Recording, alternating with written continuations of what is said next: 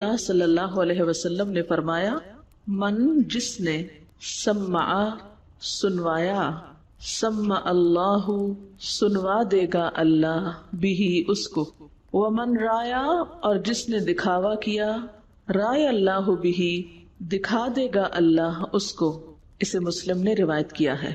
مراد اس سے کیا ہے، معنی کیا ہے کہ جو شخص شہرت کا طالب ہوگا، اپنے اعمال اور اپنے کارنامے دوسروں کو سنائے گا یا دوسروں کو سنانے کا شوق رکھتا ہوگا تاکہ اس کی اہمیت کو لوگ مانے، تو اللہ تعالی قیامت کے دن اسے دوسروں کو سنوا دے گا، یعنی اس کی اصل حقیقت بتا دے گا، اس کا پول کھول دے گا۔ اور اسی طرح جو شخص لوگوں کو دکھانے کے لیے کوئی کام کرے گا، یعنی دکھاوا کرے گا، ریاکاری کرے گا، تو اللہ تعالیٰ بھی اس کا دکھاوا کر دے گا، یعنی اس کی اصل حقیقت لوگوں کے سامنے لے آئے گا۔ اللہ تعالیٰ انسان کا دل دیکھتا ہے اور اس کا عمل دیکھتا ہے، یعنی صرف عمل نہیں دیکھتا بلکہ اس کا دل بھی دیکھتا ہے۔ دل میں کیا دیکھتا ہے؟ دل میں انسان کا ارادہ، اس کی نیت، اس کا عزم، اس کی سوچ، اس کو دیکھا جاتا ہے کہ کسی بھی عمل کے پیچھے انسان کیا چاہ رہا ہے، انسان کے اندر کیا ہے، اس کے دل میں کیا ہے۔ اور کوئی عمل بھی محض اس کی ظاہریت پر نہیں قبول کیا جاتا بلکہ لازمی طور پر یہ دیکھا جاتا ہے کہ اس کے پیچھے ارادہ کیا تھا، نیت کیا تھی، سوچ کیا تھی، جذبہ کیا تھا، خیال کیا تھا، یہ کام کیوں کیا گیا، اس کا انسینٹیو کیا تھا۔ تو اگر انسان کے ظاہری عمل اور اس کی نیت میں فرق ہو، بظاہر کچھ دکھا رہا اور اندر کچھ اور چاہتا ہو، تو قیامت کے دن اللہ تعالیٰ اس کے صرف ظاہری عمل کو نہیں قبول کریں گے بلکہ اس کی جو نیت ہوگی وہ سب کے سامنے لا کے دکھائیں گے۔ کیونکہ اس کو شہرت کا بہت شوق تھا تو اس کی خوب شہرت ہوگی، اس کو بہت شوق تھا کہ لوگوں کو میرے اعمال پتہ چلے، تو اللہ تعالیٰ ان اعمال ہی کو نہیں، ان اعمال کی حقیقت کو بھی کھول کے سامنے رکھ دے گا۔ کیونکہ سورۃ العادیات میں آتا ہے وَحُصِّلَ مَا فِي الصُّدُورِ، جو سینوں کے اندر ہے وہ حاصل کر لیا جائے گا، ان کو باہر نکال کے لایا جائے گا۔ تو چونکہ اللہ تعالیٰ دنیا میں ہمارے دل دیکھتے ہیں، قیامت کے دن دلوں کے اندر جو کچھ ہے وہ نکال کے سامنے لایا جائے گا اور اس کے مطابق اعمال کو پرکھا جائے گا۔ اسی کی وضاحت ایک اور حدیث کرتی ہے۔ سیدنا معاذ بن جبل سے روایت ہے کہ رسول اللہ صلی اللہ علیہ وسلم نے فرمایا، ما من عبد يقوم في الدنيا مقام سمعة ورياء الا سمع الله به على رؤوس الخلائق يوم القيامة۔ اس دنیا میں کوئی بھی شخص جو شہرت کی جگہ پر ہو اور ریاکار ہو، یعنی شہرت کے پیچھے ہو، شہرت کی خواہش رکھتا ہو اور اپنی نیکیوں کا خوب پرچار کرتا ہو، اس کا خوب اظہار کرتا ہو اور لوگوں کے سامنے اپنی نیکیوں کے تذکرے اور تبصرے کر کر کے ان سے تعریف کا طالب ہو، تو قیامت کے دن اللہ تعالی سب کے سامنے اس کی حقیقت کو کھول دے گا کہ یہ شخص نیکی کے لیے نہیں کر رہا تھا، یہ تو دکھاوے کے لیے کر رہا تھا، دوسروں کی نگاہ میں اچھا بننے کے لیے کر رہا تھا، لوگوں سے شہرت پانے کے لیے کر رہا تھا۔ جو شخص دنیا میں نیکی میں مشہور ہونا چاہتا ہے، قیامت کے دن اللہ تعالی اس کے اس جذبے کا بدل اس کو کیا دیں گے کہ اس کی خوب بدنامی کریں گے، اس کی حقیقت کو کھول کر، اس کے دھوکے کو عیاں کر کے، اس کے فراڈ کو سامنے لا کر، جو اس نے اللہ اور بندوں کے ساتھ کیا۔ وہ اپنی نیکی کے بدلے میں چاہتا کچھ اور تھا، ظاہر یہ کرتا تھا اللہ کی خاطر کر رہا ہے، حالانکہ اللہ کی خاطر نہیں ہوتی تھی۔ اور پھر جس شخص کے اندر یہ بیماری ہوتی ہے، اس کی بنیادی وجہ یہ ہوتی ہے وہ اپنی بڑائی چاہتا ہے، اپنے آپ کو منوانا چاہتا ہے، اپنی قیمت چاہتا ہے، اہمیت چاہتا ہے، امپورٹنس چاہتا ہے۔ تو ایسے انسان کی تسکین صرف اس سے نہیں ہو جاتی کہ وہ اپنے اعمال کا ذکر کرے اور اپنے اعمال کے بارے میں بتائے، بلکہ پھر وہ بعض اوقات جھوٹی باتیں بھی کرنا شروع ہو جاتا ہے، یعنی جو کچھ وہ ہوتا نہیں وہ بھی ساتھ ملا لیتا ہے۔ یعنی مثلاً اس نے کام چھوٹا سا کیا تو اس کو بڑھا چڑھا کے اتنا بڑا کر کے دکھاتا ہے، جیسے قرآن پاک میں آتا ہے وَيُحِبُّونَ أَن يُحْمَدُوا بِمَا لَمْ يَفْعَلُوا، کہ یہ لوگ کیا پسند کرتے ہیں کہ ان کی ان باتوں پہ بھی تعریف ہو، ان کاموں پر بھی ان کی اپریسیشن ہو جنہوں نے کیے بھی کوئی نہیں۔ یعنی یہ بیماری پھر ایسی خطرناک بیماری ہوتی ہے کہ جس کی وجہ سے انسان صرف یہاں تک نہیں رکتا کہ وہ اپنے کیے ہوئے ہی کی تعریف چاہے، وہ یہ بھی چاہنے لگتا ہے کہ جو اس نے نہیں کیا اس کا کریڈٹ بھی اس کو مل جائے، لہذا اس میں پھر جھوٹ بھی شامل ہو جاتا ہے، اس میں پھر وہ فخر اور تکبر بھی کرنے لگتا ہے۔ پھر اس کا انجام کیا ہوتا ہے؟ عبداللہ بن عمر کہتے ہیں کہ رسول اللہ صلی اللہ علیہ وسلم نے فرمایا، من سمع الناس بعملہ سمع اللہ بہ مسامع خلقہ وصغرہ وحقرہ، کہ جو کوئی اپنے بارے میں فخر اور تکبر سے بات کرتا ہے، یعنی اپنے آپ کو بڑا ثابت کرتا ہے اور اپنی تعریفیں اور اپنے منہ میاں مٹھو بنتا ہے اور اپنی پاکیزگی بیان کرتا ہے اور اپنے بارے میں خوب بڑی بڑی باتیں کرتا ہے، کچھ سچی اور کچھ جھوٹی، اور مقصود اس کا کیا ہے کہ وہ اپنے آپ کو بس منوا لے، دوسروں پر ڈومینیٹ کرے، دوسروں کو نیچا کر دے، تو اس کا انجام کیا ہوگا قیامت کے دن؟ اللہ تعالیٰ اسے اپنی مخلوق کے سامنے ذلیل کرے گا اور حقیر کرے گا، رسوا کرے گا۔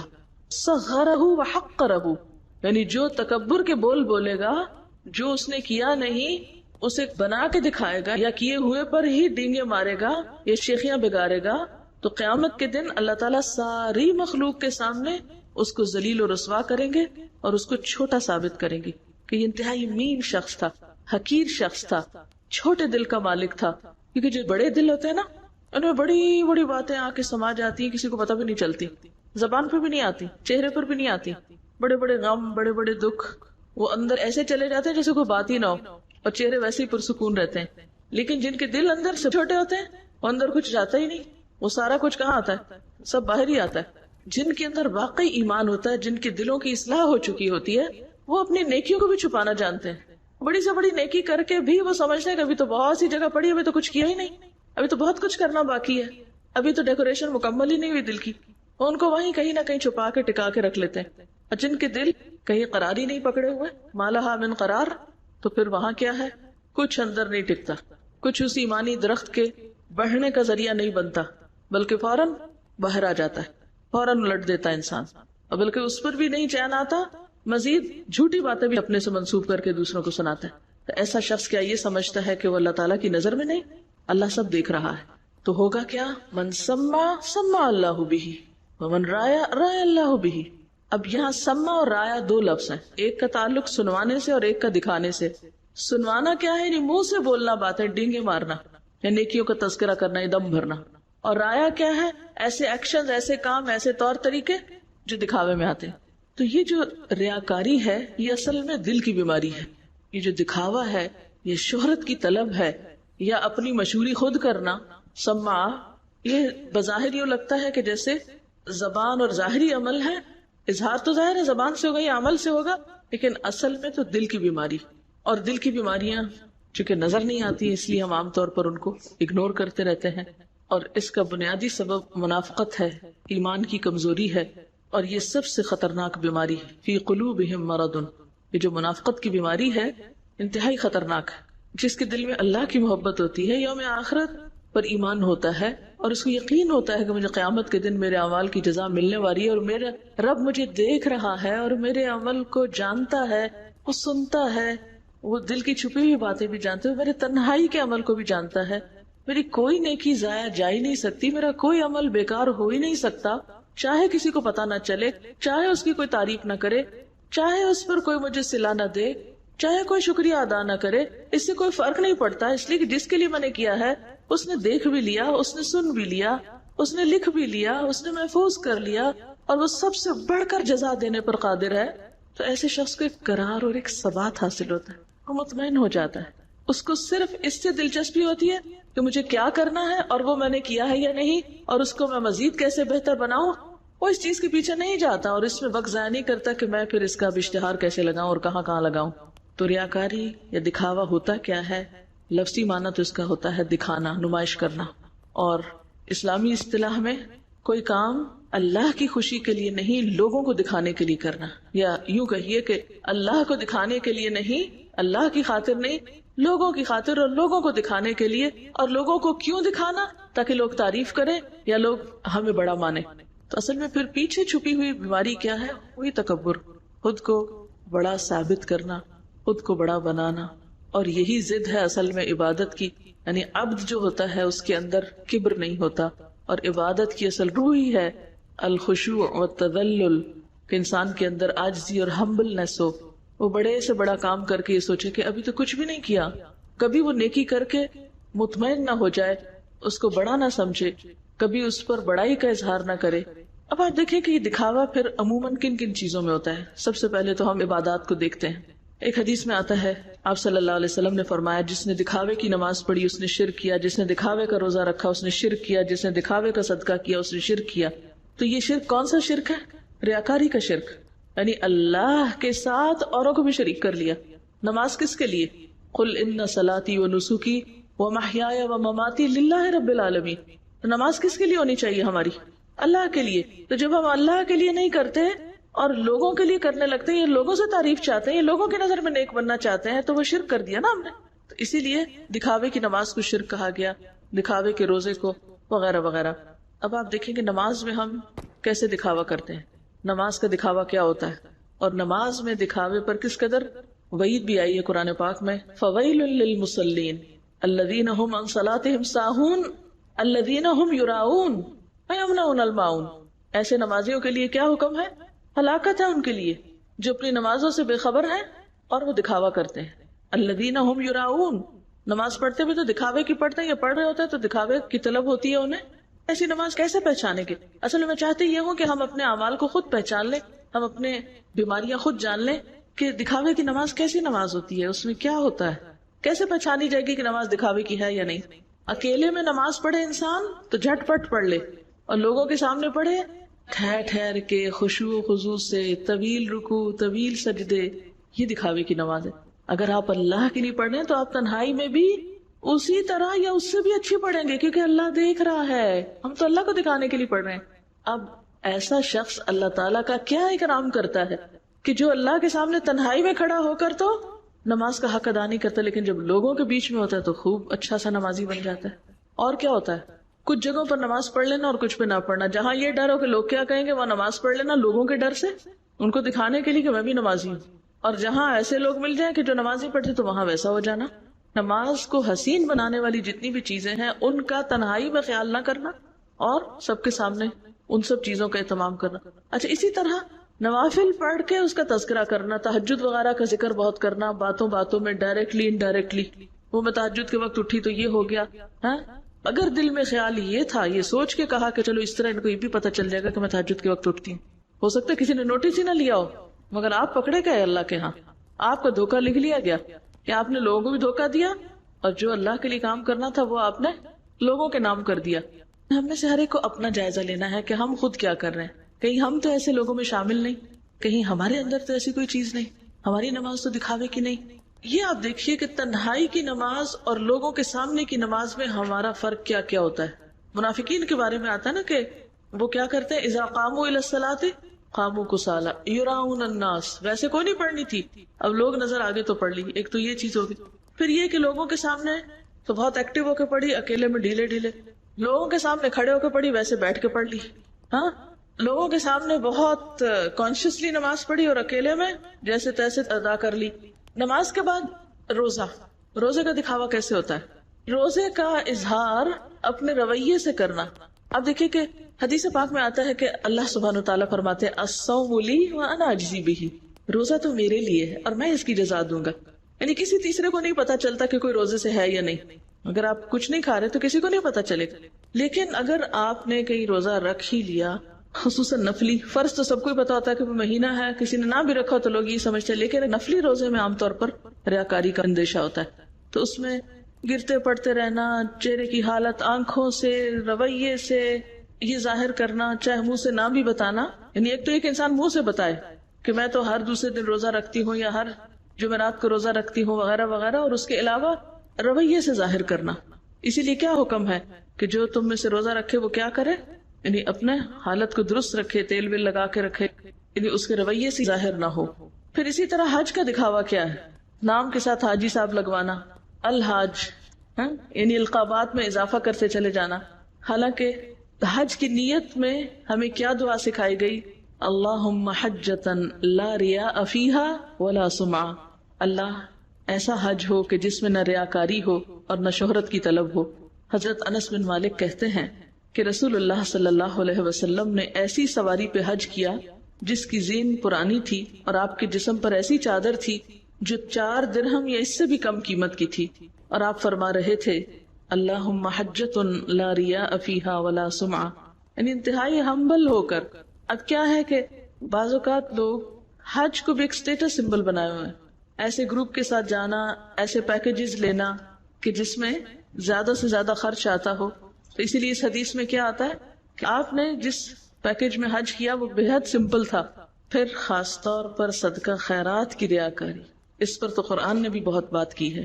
اللہ سبحانہ وتعالیٰ فرماتے ہیں یا ایھا الذین آمنوا لا تبطلوا صدقاتکم بالمن والأذى كالذی ينفق مالہ رئاء الناس ولا يؤمن باللہ والیوم الآخر فمثلہ کمثل صفوان علیہ تراب فأصابہ وابل فترکہ صلدا لا يقدرون على شیء مما کسبوا واللہ لا یہدی القوم الکافرین. اے ایمان والو، اپنے صدقات کو احسان جتا کر اور دکھ دے کر اس شخص کی طرح خاک میں نہ ملاؤ جو اپنا مال محض لوگوں کو دکھانے کے لیے خرچ کرتا ہے، وہ اللہ اور یوم آخرت پر ایمان نہیں رکھتا. اس کے خرچ کی مثال ایسی ہے جیسے ایک چٹان تھی جس پر مٹی کی تہ جمی ہوئی تھی. اس پر جب زور کا می برسا تو ساری مٹی بہہ گئی، صاف چٹان کی چٹان رہ گئی. ایسے لوگ اپنے نزدیک خیرات کر کے جو نیکی کماتے ہیں اس سے کچھ بھی ہاتھ نہیں آتا، اور اللہ تعالیٰ کافر قوم کو ہدایت نہیں دیتا. پھر اسی طرح صدقات میں عموماً ہم کیا کرتے ہیں جب کسی کے ساتھ لین دین کا معاملہ ہوتا ہے؟ کیسے پتہ چلتا ہے کہ ہم ریاکاری کر رہے ہیں؟ ریاکاری کے انداز کیا ہوتے ہیں؟ ایک تو لوگوں کے سامنے اس کا تذکرہ کرنا، دوسرا یہ کہ دکھا کر دینا، پھر جتانا شروع ہو جاتا ہے انسان. خاص طور پر اگر آپ کوئی پرومیننٹ فگر ہوں تو پھر دیتے ہوئے تصویریں بنانا، اور جب تصویریں بن رہی ہوں تب تو کام کرنا، اور جب تصویروں کا سیشن ختم ہو جائے تو دوسروں کے حوالے ڈسٹریبیوشن کر کے خود چلتے بننا. بعض اوقات باقاعدہ اناؤنس کرانا، مسجدوں میں اناؤنس بھی ہو رہا ہوتا ہے نا کہ فلاں صاحب نے 5 روپے دیے.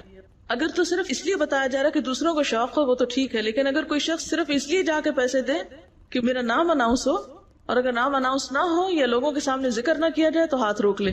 بعض لوگ صدقہ کرنے سے پہلے ہر دوسرے تیسرے بندے سے پیسوں کے اماؤنٹ بتا کے ذکر کریں گے کہ یہ میرے پاس اتنے پیسے ہیں، بتاؤ میں کہاں کروں. تو یہ بھی انڈائریکٹلی کیا ہے، یعنی دکھانے ہی کی ایک خواہش اندر چھپی ہوئی جو دینے سے پہلے ہی شروع ہوگی ریاکاری. کچھ لوگ اسپیسیفک لارج اماؤنٹ دیتے ہیں تاکہ ان کا نام ایک خاص لسٹ میں آ جائے، یا کسی خاص اسپتال کے اوپر ان کے نام کی پلیٹ لگ جائے، یا کسی خاص جگہ پر ان کا ذکر کیا جائے، یا ان کے نام سے کوئی میموریل ٹرسٹ بنے. اسی طرح جب لوگ دیکھ رہے ہوتے ہیں تو دیتے ہیں، اور اگر کوئی نہ دیکھے تو دیتے بھی نہیں ہیں. شادی بیاہوں میں جب لوگوں کی تعریف لینی ہوتی ہے تو خوب خرچ کرتے ہیں، اور ویسے کوئی گھر میں آ جائے تو پانی بھی نہیں پوچھتے.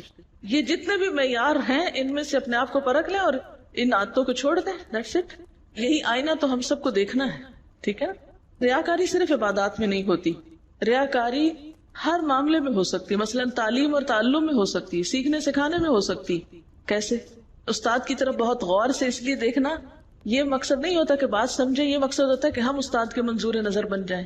حدیث میں آتا ہے من تعلم علما مما يبتغى به وجه الله لا يتعلمه الا ليصيب به عرضا من الدنيا لم يجد عرف الجنة يوم القيامة يعني ريحها رواہ ابو داؤد. کہ جو شخص ایسا علم حاصل کرے جس سے اللہ کی رضا حاصل کی جاتی ہے لیکن وہ اس کو دنیا کے فائدے حاصل کرنے کے لیے سیکھتا ہے تو قیامت کے دن ایسا شخص جنت کی خوشبو بھی نہ پا سکے گا. خاص طور پر دین کا علم جس کا مقصد کیا ہونا چاہیے سیکھنے کا کہ اللہ کی رضا حاصل ہو. اور جو شخص اللہ کی رضا کی بجائے دنیا کے فائدے حاصل کرنے کے لیے اور دنیا کی کوئی کمائی کرنے کے لیے دین کا علم حاصل کرتا ہے قیامت کے دن جنت کی خوشبو بھی نہ پائے گا. کہاں یہ کہ اس کو وہ علم صدقہ جاریہ بنے یا اس سے فائدہ حاصل ہو. اسی طرح ایک اور حدیث میں آتا ہے، حضرت جابر سے روایت ہے کہ رسول اللہ صلی اللہ علیہ وسلم نے فرمایا علم اس لیے نہ حاصل کرو کہ علماء کا مقابلہ کر سکو یا بے وقوفوں سے جھگڑے کرو، یا یہ کہ مجلسوں میں تمہاری عزت ہو، تمہیں چنا جائے، بلند مقام پہ بٹھایا جائے. یعنی مراد اس سے یہ ہے. تو جو اس لیے یہ سب کرے گا اس کے لیے آگ ہے. وَمَنْ فَعَلَ ذَلِكَ فَالنَّارُ النَّارُ. اس کے لیے تو آگ ہی آگ ہے کہ جس کے یہ مقاصد و علم حاصل کرنے کے کہ وہ بڑا بن سکے، یا لوگوں میں اس کی بڑی اہمیت ہو، یا اس کو کرسی صدارت پہ بٹھایا جائے، یا یہ کہ اس کے نام کے ساتھ کوئی بڑے بڑے ٹائٹل اور علامہ وغیرہ لگائے جائیں. اسی طرح معاملات میں بڑی ریاکاری ہوتی ہے. مثلا ساس بیمار ہے، بہو سارا دن خبر نہ لے، جس وقت شوہر آئے تو ساس کے آگے پیچھے ہو جائے. یہ عمل کیا ہے؟ شوہر کو دکھانے کا کہ میں تمہاری ماں کی بہت کیئر کرتی ہوں، تاکہ اس کے بدلے میں کیا حاصل کرے؟ شوہر کی توجہ. اور معاملات میں کیسے ریاکاری ہوتی ہے؟ عید الاضحیٰ کے موقع پر قربانی کے بکرے جو ہیں وہ لا کے پہلے باندھنا کہ شور مچائیں تو ہمسایوں کو پتہ چلے کہ ہم بھی قربانی کر رہے ہیں، اور جہیز کا دکھاوا. کسی کی بھی مدد، خدمت عیادت، تعریف، خوشامد اس غرض سے کرنا کہ اس سے کچھ مفاد حاصل ہو جائے. ویسے پرواہ نہ کرنا، پوچھنا ہی نہیں، لیکن اگر کوئی غرض ہے، مقصد ہے تو پھر چاپلوسی کرنا. گفتگو میں کا لفظ بہت یوز کرنا. کسی کو گھر پہ بلایا، کھانا کھلایا، اس کو خوب خوشامد کرنا، یہ کھائیں، لیکن جب چلے جاتے یہ دیکھو کتنے لالچی تھے، سب ختم کر کے چلے گئے. اس طرح کی گھٹیا حرکتیں کرنا. یعنی اخلاق میں بھی، اخلاق صرف وہاں برتنا جہاں جواب میں کچھ ملے گا، اور وہاں سارا اخلاق بھول جانا جہاں کوئی ہمارے ساتھ اخلاق نہ برتے. حضرت ابن عمر کہتے ہیں کہ ان سے کچھ لوگوں نے کہا کہ ہم اپنے حکمرانوں کے پاس جاتے ہیں تو ہم ان سے اس کے برعکس باتیں کرتے ہیں جو ہم ان کے پاس سے باہر آ کے کرتے ہیں. یعنی ہم اپنے بڑوں کے پاس جاتے ہیں، حکمرانوں کے پاس جاتے ہیں تو ان کے سامنے ہم بہت عزت سے، بڑے اچھے سے بات کرتے ہیں، اور باہر آ کے کیا کرتے ہیں؟ اور طرح نام لینا. بعض اوقات ایسا بھی ہوتا ہے نا کہ جیسے کسی کے سامنے تو اس کو باجی، آپا، خالہ، پتہ نہیں کیا کیا کہنا، اور بعد میں اس کا نام لے کے بلانا. یعنی سامنے تو بڑے احترام کے لقب بولنا، اور بعد میں ایسے ہی بس عام انداز میں نام لینا. یہ بھی اسی میں آتا ہے. تو حضرت ابن عمر کہتے ہیں ہم اس رویے کو آپ صلی اللہ علیہ وسلم کے زمانے میں نفاق شمار کرتے تھے، یہ منافقت تھی.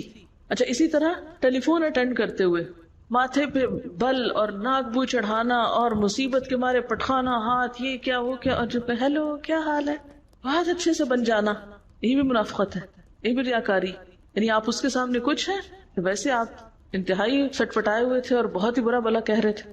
اسکول کالج میں ٹیچرز کے سامنے تو بہت شرافت سے، ادب سے، احترام سے بیٹھنا، کلاس سے نکلتے ہی ان کی وہ خبر لینا اور ان کے نام رکھنا اور ان کی نقلیں اتارنا، اور یہ سب بھی اسی میں آتا ہے. نہ صرف یہ کہ ٹیچرز بلکہ بڑے، مثلاً عام طور پر خواتین اپنی ساس کی، نند کی اور سسرالی رشتہ داروں کی بچوں کے سامنے خوب برائیاں کرتے ہیں. جب خود سامنے جاتے ہیں تو بہت اچھے سے، بچے تضاد دیکھتے ہیں کہ یہ کیا ہو رہا ہے، ابھی تو اماں یہ کہہ رہی تھی اور ابھی اماں ایسے نظر آ رہی ہیں. وہ ایسی اماں کا احترام کہاں سے کریں؟ پھر ماں کہتی ہے کہ بچے میرا ادب نہیں کرتے. وہ کیوں کریں جب آپ خود ہی اپنا احترام نہیں کرتے؟ جیسے کوئی بیٹی کا رشتہ لینے کے لیے آئے تو اس کے سامنے بیٹی کی جھوٹی تعریفیں کرنا اور یہ کہنا یہ بیٹی نے بنایا، یہ بیٹی کا کارنامہ ہے، یہ فلاں ہے، حالانکہ اس کی کچھ حقیقت نہ ہونا. بیٹی کو بھی پتا جھوٹ بولا جا رہا ہے، ان کو بھی پتا جھوٹ بولا جا رہا ہے. اچھا، وجوہات کیا ہوتی ہیں اس کی؟ سب سے پہلے تو یہی کہ شہرت کی خواہش، جو حدیث کا اصل موضوع ہے. شہرت کی خواہش، تعریف کی خواہش، نفس پرستی، خود کو بڑا ثابت کرنے کی خواہش، خود کو منوانے کی خواہش. نبی صلی اللہ علیہ وسلم نے فرمایا ثلاث مہلکات، 3 چیزیں ہلاک کرنے والی. ہون متبع، ایسی خواہش نفس جس کی پیروی کی جائے، یہ انسان کو ہلاکت میں ڈال دیتی. وشح مطاع، دل کی تنگی جس کی اطاعت کی جائے. واعجاب المرء بنفسہ، اور انسان کا اپنے بارے میں تعجب میں مبتلا ہونا، خوش فہمی میں، خود کو بہت اچھا سمجھنا، یعنی اوور ایسٹیمیٹ کرنا، یعنی خود پر پھولنا. اور فرمایا وہی اشدہن، اور یہ سب سے سخت بات ہے کہ کوئی شخص اپنے آپ کو بڑی چیز سمجھے. آپ کو پتہ ہے کہ ریاکاری کا ایک نقصان تو یہ کہ سمع اللہ بہ، اللہ تعالیٰ خود کھول کے سب کو بتا دیں گے. ایک یہ کہ لوگ اس حال میں ہوں گے کہ ان کو دیکھ کے پتہ چل جائے گا کہ ان کا یہ انجام ریاکاری کی وجہ سے ہو رہا ہے. اس کی کیا دلیل ہے؟ حدیث میں آتا ہے کہ میں نے رسول اللہ صلی اللہ علیہ وسلم کو فرماتے ہوئے سنا. حضرت ابو سعید بیان کرتے ہیں کہ قیامت کے دن ہمارا پروردگار اپنی پنڈلی کھول دے گا تو ہر ایماندار مرد اور ایماندار عورت اسے سجدہ کریں گے، یعنی ہر ایک سجدے میں گر جائے گا. لیکن جو شخص دنیا میں دکھاوے اور شہرت کے لیے سجدہ کیا کرتا تھا وہ باقی رہ جائے گا. وہ سجدہ کرنے لگے گا تو اس کی پشت ایک تختے کی طرح ہو جائے گی، اکڑ جائے گی، یعنی جھک ہی نہیں سکے گا، لہٰذا وہ سجدہ نہ کر سکے گا. یہ بخاری کی روایت ہے. سورۃ القلم میں آتا نا یوم یکشف عن ساق ویدعون الی السجود فلا یستطیعون، جس روز پنڈلی کھولی جائے گی اور لوگوں کو سجدے کے لیے بلایا جائے گا تو لوگ سجدہ نہ کر سکیں گے. یہ کون لوگ ہوں گے جو سجدہ نہ کر سکیں گے؟ جو دنیا میں دکھاوے کے لیے نمازیں پڑھتے تھے. یعنی سمع اللہ بھی، رایا اللہ بھی میں یہ چیز آتی ہے. یعنی جو دکھاوا کرے گا اللہ اس کو دکھا دے گا. کس حال میں دکھا دے گا؟ وہ اکڑا کھڑا ہوگا. وہ اکڑ تھی نا جو اس کے اندر، وہ اسی طرح اکڑا کھڑا رہے گا وہاں. اب یہاں ایک چیز ہے کہ بعض اوقات انسان تو یہ نہیں چاہتا کہ وہ دکھاوا کرے، وہ نہیں تعریف چاہتا، لیکن لوگ خود ہی آ کے تعریفیں کرنے لگتے ہیں. آپ کوئی اچھا کام کرتے ہیں تو لوگ فوراً پہنچ جاتے ہیں آپ کی تعریف کرنے. تو ایسے میں پھر کیا ہے؟ پریشانی ہوتی ہے انسان کو. کہ میں تو چھپ کے رہنا چاہتا ہوں، کیونکہ ان اللہ یحب العبد الغنی الخفی التقی، اللہ اس بندے سے محبت رکھتا ہے جو چھپے ہوئے عمل کرتا ہے، غنی بے نیازی سے کام کرتا ہے، کسی کی تعریف اس کو نہیں چاہیے، تقی تقوی والا ہے، یعنی نہ تو اس کو دکھاوا کرنا ہے، نہ کسی سے تعریف چاہنی ہے، بالکل بے نیاز بے پرواہ ہے لوگوں سے، اسے بس اتنا پتہ ہے کہ اسے کیا کرنا اور وہ کرتا چلا جاتا ہے. ایسے بندے سے اللہ محبت کرتا ہے. اب ایک بندہ خود نہیں پسند کرتا کہ اس کی تعریف کی جائے، لیکن جب اچھے کام کرتا ہے تو لوگ خود ہی تعریف کرنے آ جاتے ہیں. حضرت ابو ذر سے روایت ہے کہ رسول اللہ صلی اللہ علیہ وسلم سے پوچھا گیا، ارأیت الرجل یعمل العمل من الخیر ویحمدہ الناس علیہ، قال تلک عاجل